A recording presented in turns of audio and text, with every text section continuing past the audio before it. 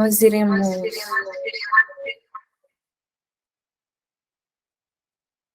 conversar um pouco sobre vida em abundância, e a nossa passagem de hoje está em Salmo 139,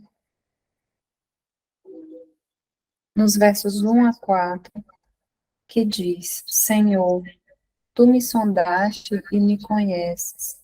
Tu sabes o meu assentar e o meu habitar. De longe entendes o meu pensamento. Cercas o meu andar e o meu deitar, e conheces todos os meus caminhos. No verso 14 a 16 diz: Eu te louvarei porque de modo assombroso e tão maravilhoso fui feito. Maravilhosas são as tuas obras, e a minha alma o sabe muito bem. Quando a gente vê essa descrição, a gente entende que diante do livro de Deus, de sua visão, estão todos os nossos dias, inclusive nos mínimos detalhes, a partir do momento em que nós começamos a ser formados. Então, quando a gente começa a entender a um nível celular essa criação, a gente vê que até o detalhe da multiplicação da primeira célula, né, no processo de mitose, Deus estava ali observando todo esse processo. Então, ele nos conhece muito bem, intimamente falando, a nível de DNA. Então, todas as nossas características estão perante os olhos de Deus, né? Quando a gente vai para Números, capítulo 11, no verso 4 ao 6, a gente vai ver a história do povo de Israel, de Cades a Barneia, quando eles não estavam mais satisfeitos em obedecer, em se submeter à vontade de Deus.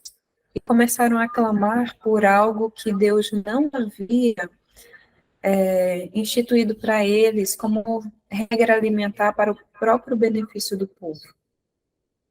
Que diz assim: E o vulgo que estava no meio deles veio a ter grande desejo, pelo que os filhos de Israel tornaram a chorar e disseram: Quem nos dará carne a comer? Lembramos-nos dos peixes que no Egito comíamos de graça, e dos pepinos, e dos melões, e dos povos, e das cebolas, e dos alhos. Mas agora nossa alma se seca, coisa nenhuma há, senão este maná diante dos nossos olhos. Então, o sentimento do povo, na verdade, esse clamor se iniciou com a mistura de gente, que era o povo egípcio que veio junto com os israelitas, e esse povo egípcio, eles tinham abundância em suas mesas, né? O povo egípcio, o povo israelita, eles eram escravos. A condição de escravos no Egito fazia com que eles fossem privados de fartura. Escravos não têm uma mesa farta, né?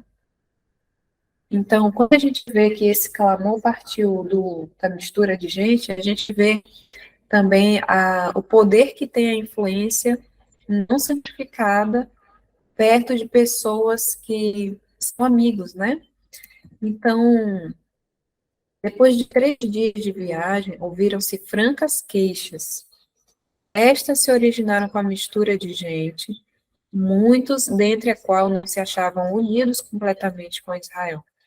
Novamente começaram a clamar, pedindo carne para comer. Se bem que abundantemente supridos de maná, não estavam satisfeitos. Os israelitas, durante seu cativeiro no Egito, tinham sido forçados a passar com o mais simples alimento, mas o bom apetite provocado pela privação e árduo trabalho tornava-o saboroso. Então, eles, mesmo com a privação, o mínimo de alimento que eles tinham fazia com que fosse apetitoso, né? Muitos dos egípcios, entretanto, que agora se achavam entre eles, tinham estado acostumados a regime farto, e estes foram os primeiros a queixar-se. Então, a alimentação é muito importante, de acordo também com o seu dia a dia, as suas atividades laborais, de trabalho, adequar o regime alimentar, para que não seja, por exemplo, uma pedra de tropeço como para os israelitas foram, né?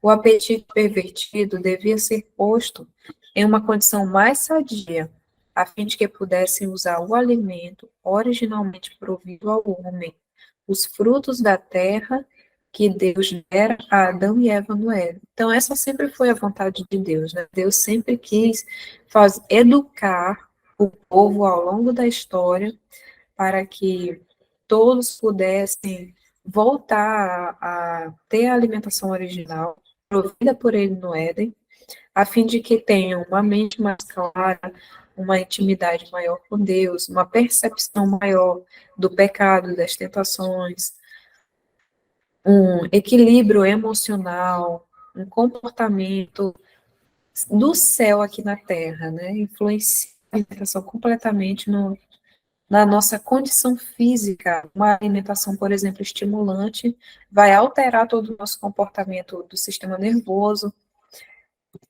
E aqui nós temos um texto que fala: Satanás reuniu os anjos caídos a fim de inventar algum meio de fazer o máximo de mal possível à família humana.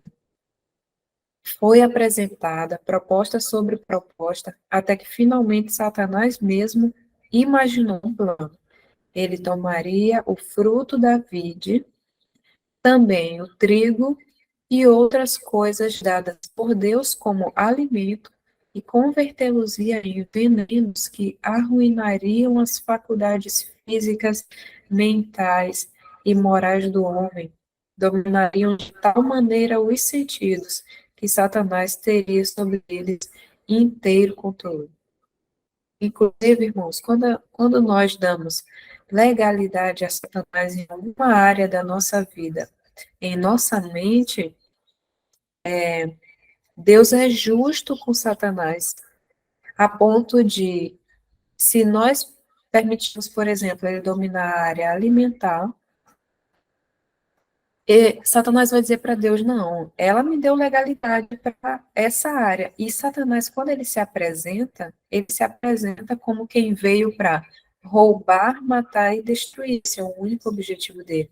Então, quando ele entra em nossa mente, quando ele domina o nosso ser por uma área sequer, que nós dermos legalidade, então ele toma inteiro controle somente para roubar, matar e destruir. Então, quando a gente vê no livro Conselhos sobre Regime Alimentar, alguns conselhos sobre alimentação, a gente vê essa frase: tomar café é pecado.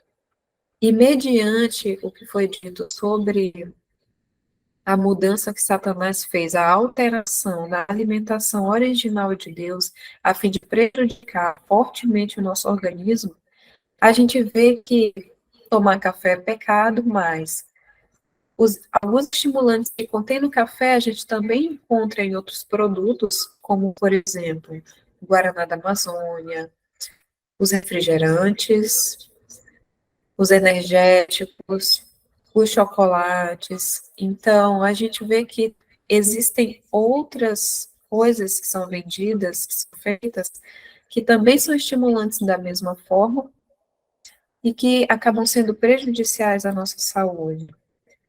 Essa é uma foi Ellen, tá retirada dando, da revista super interessante que diz: café com Coca-Cola espanta o sono. Os dois têm cafeína, um estimulante Ellen, comprovado. Oi. Ellen, tá dando microfone, eu acho que tem que sair do celular. Café com Coca-Cola espanta o sono. Os dois têm cafeína, um estimulante comprovado, mas não na quantidade necessária para manter alguém acordado por muito tempo. Porque nós temos uma reserva natural no nosso corpo. Ela deveria ser utilizada somente em momentos de fuga, em momentos de real necessidade. Por exemplo, nós estamos passando numa rua, tem um cachorro bravo que vem atrás da gente e o nosso corpo ele vai utilizar essa reserva de energia para fazer com que a gente consiga correr, subir em alguma coisa. Então, essa reserva realmente deveria ser utilizada somente em casos extremos, né? Mas às vezes a gente utiliza essa reserva, por exemplo, em uma atividade radical, quando a gente desce de uma tirolesa, a gente está utilizando um pouco dessa reserva. Quando a gente faz uso de algum estimulante do sistema nervoso, a gente também faz uso dessa reserva.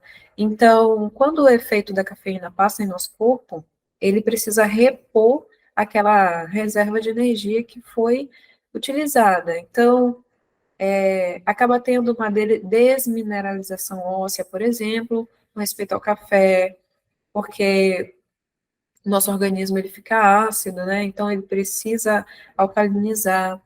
E quando a gente vai comparar o refrigerante com o café, o refrigerante, diz o fabricante, que ele possui de 30, entre 30 e 60 miligramas de cafeína, enquanto uma xícara de café é de 25 a 50. Então, na Coca-Cola existe bem mais concentração de cafeína, né? Quando a gente vai para a Organização Mundial da Saúde, que classifica as carnes processadas como cancerígenas, a gente vê que entre essas carnes processadas que causam câncer, né, são carcinogênicas, elas estão ali no grupo 1, que é a mesma classificação onde estão o tabaco, amianto e fumaça de óleo diesel. Então, é um alimento altamente prejudicial para a nossa saúde, como os presuntos, mortandelas, carne, todo tipo de carne processada, né? O povo de Israel no Egito, o povo de Israel, eles haviam recebido grande luz, visto que tinham sido testemunhas da majestade, do poder e da misericórdia de Deus.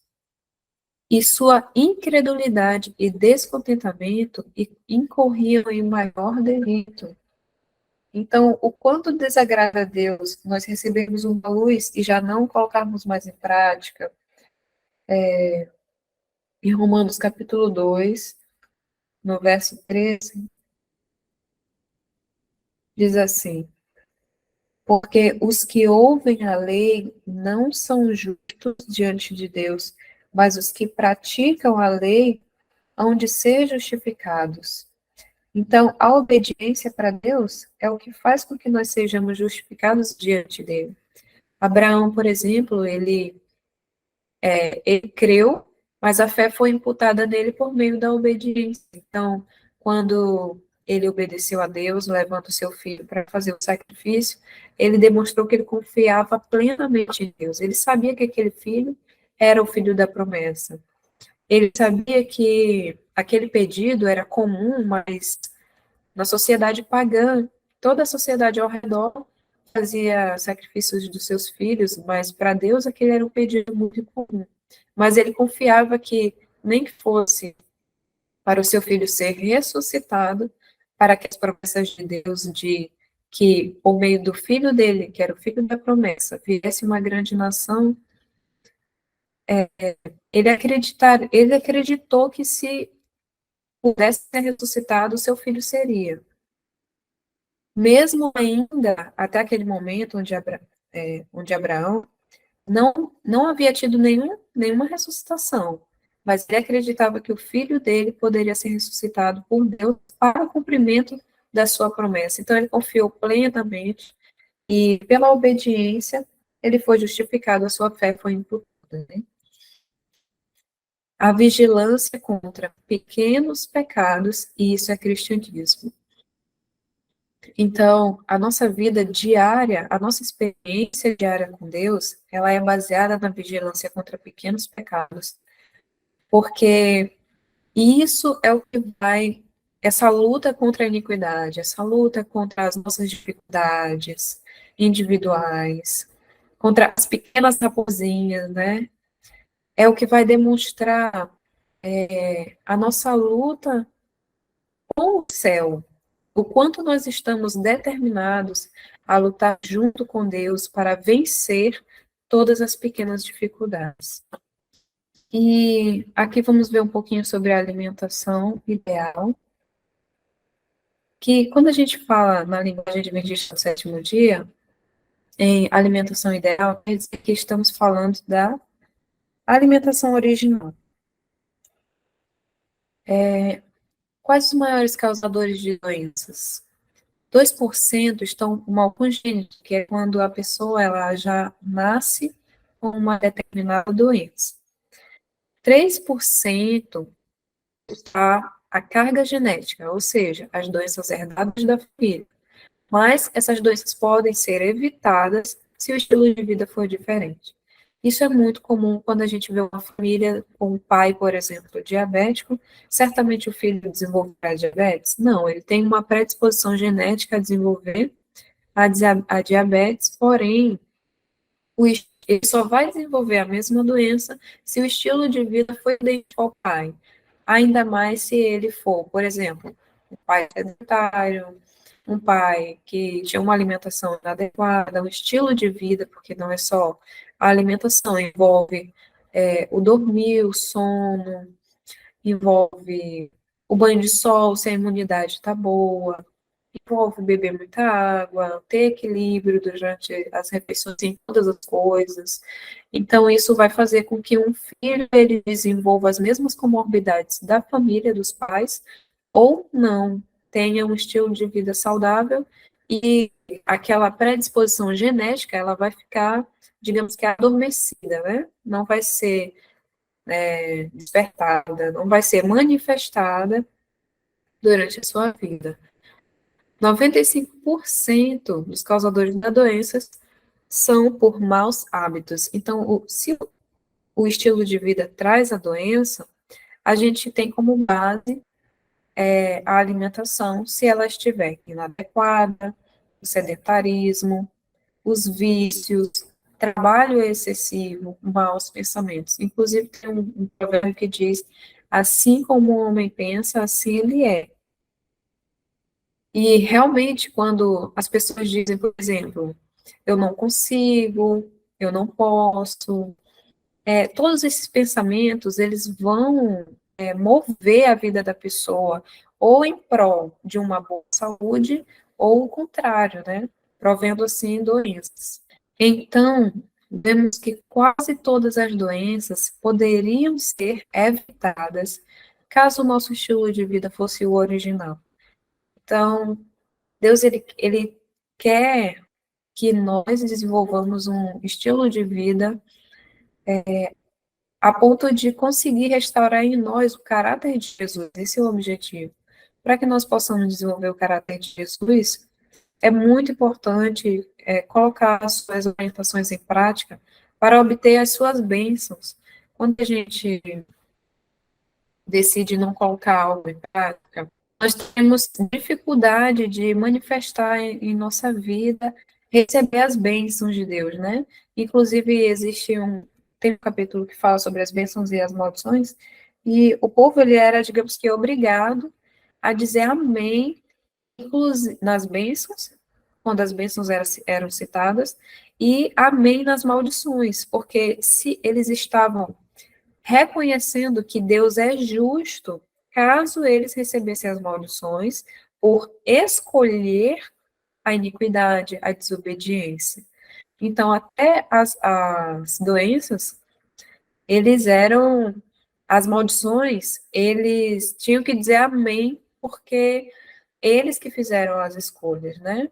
Não colocaram em prática, decidiram desobedecer a Deus. Então, vemos aqui ar puro, luz solar, água pura, alimentação saudável, exercício físico, repouso, temperança e confiança no poder de Deus. Depois de colocar em prática todos os 7, aí sim podemos chegar para Deus, Senhor, já coloquei os 7 em prática, agora eu confio plenamente no teu poder e na operação de tuas mãos sobre a minha vida. Então, assim a gente consegue ter confiança plena no poder de Deus, depois de obedecer todas as coisas, os nossos olhos verem as suas mãos sobre a nossa vida, nos guiando, derramando suas bênçãos. A primeira dieta, antes da queda do homem, em Gênesis 1, 29, diz: E disse Deus: Eis que vos tenho dado toda a erva que dê semente.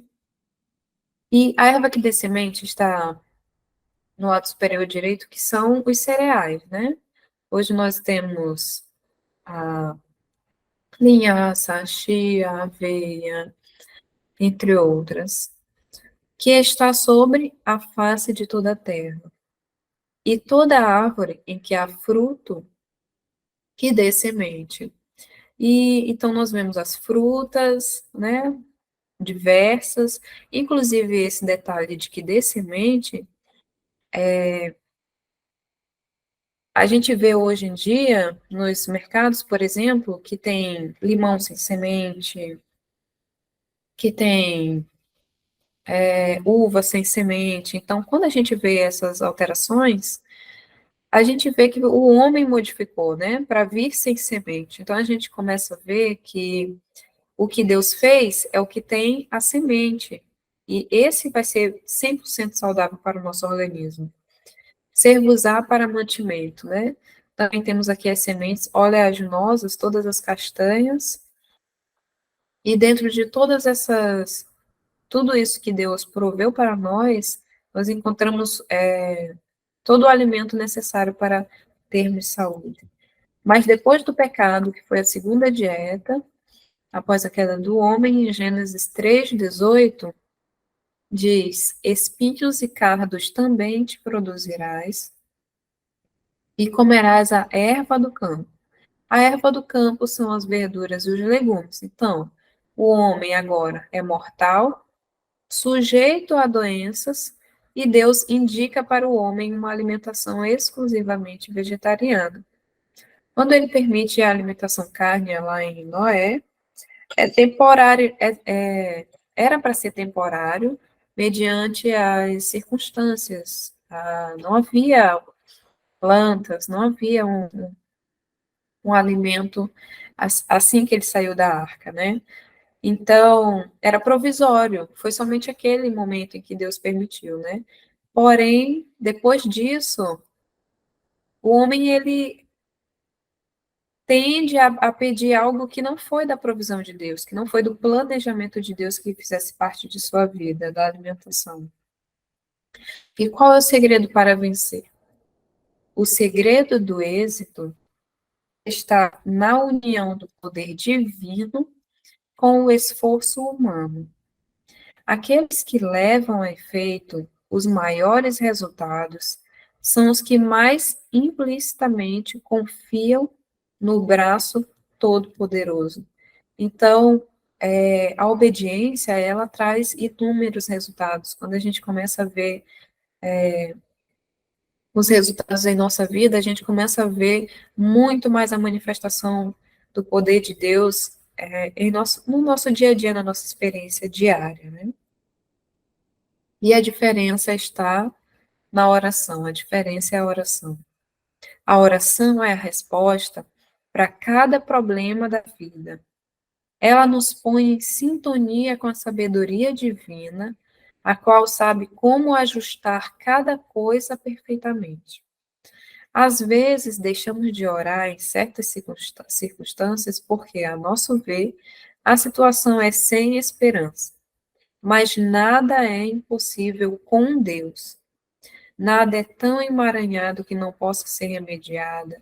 Nenhuma relação humana é tão tensa que Deus não possa trazê-la à reconciliação e à compreensão. Nenhum hábito é tão profundamente enraizado que não possa ser vencido. Ninguém é tão fraco que ele não possa tornar forte. Ninguém é tão doente que ele não possa curar. Nenhuma mente é tão obscura que ele não possa tornar brilhante. Se alguma coisa nos causa preocupação ou ansiedade, paremos de propagá-la e confiemos em Deus por restauração e poder. Então, irmãos, A oração é o único meio que pode nos dar poder em abundância, né? Muita oração, muito poder. Pouca oração, pouco poder. Então, muitas vezes nós estamos limitados com uma dificuldade de praticar alguns dos remédios naturais, tendo em vista a nossa quantidade de tempo investida para buscar o poder de Deus mediante a oração. Então, quanto mais a gente se dedica em uma intimidade com Deus, em conhecê-lo mais, em reclamar de suas promessas,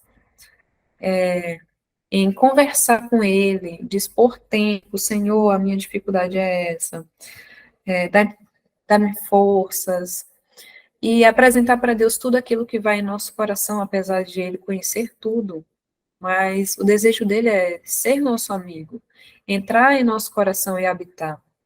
Para Jesus habitar em nosso coração, ele não tem como habitar em um local sujo, que está com alguma iniquidade. Então, ele vai, para que ele possa habitar, ele vai permitir que nós passemos por situações para que nós vejamos qual é a nossa dificuldade, qual é o nosso defeito de caráter, a ponto de decidirmos mudar, pedir forças a Deus, a quem pode nos conceder a força para ter a vitória diante de qualquer dificuldade, qualquer situação, e vencermos, para que Ele continue habitando em nosso coração. Então, toda situação em que Ele nos permite passar é para o nosso bem, para limpar a nossa vida, a nossa mente de todo e qualquer mal, para que o caráter dele possa, dia após dia, ser como a luz da aurora, né, que vai brilhando, brilhando, até que seja dia perfeito. Então, esse é o objetivo dele quando habita em nosso coração. E que nós possamos a cada dia nos apegar aos braços de Jesus para que ele possa ser o rei de nossa vida e que nós possamos ter uma vida diária com ele de experiência. Essa foi a mensagem de hoje. Amém. Amém. Irmã Ellen, por favor, vamos encerrar com uma oração e depois da oração, os irmãos que tiverem alguma dúvida, que quiserem fazer alguma colocação, poderão fazer. Então, vamos orar? Certo. Oremos. Senhor nosso Deus, nosso Pai, graças te damos, ó Pai, por mais uma oportunidade de poder ouvir a Sua palavra, tantos aprendizados, ó Pai amado, não queremos ser um povo rebelde, não queremos, ó Pai, praticar as iniquidades e a desobediência contra a nossa própria vida. Nós queremos a cada dia servir-te, obedecer-te, mas precisamos de poder e forças, ó Pai, para vencer todas as nossas dificuldades. E que a cada dia, durante a nossa experiência diária, o seu poder seja manifestado em nossa vida, que nós possamos decidir andar em teus caminhos firmemente, todos os dias de nossa vida, andar contigo, porque contigo todas as coisas te são possíveis, Senhor, e que o Senhor possa realizar a sua vontade em nossa vida. É o que eu lhe peço para cada um de nós, em nome de Jesus. Amém.